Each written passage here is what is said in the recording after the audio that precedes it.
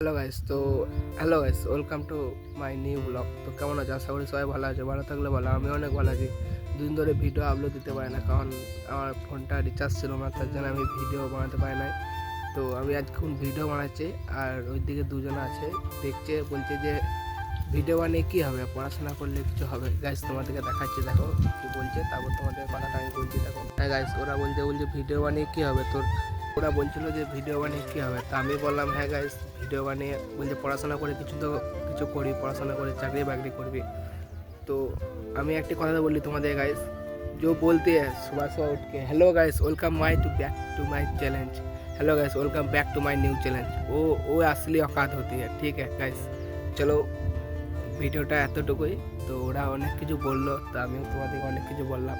তো এটাই সত্যি যে বলতে ভিডিও करके hello guys welcome back to my new challenge, तो वही असली औकात में जाती है। चलो बाय।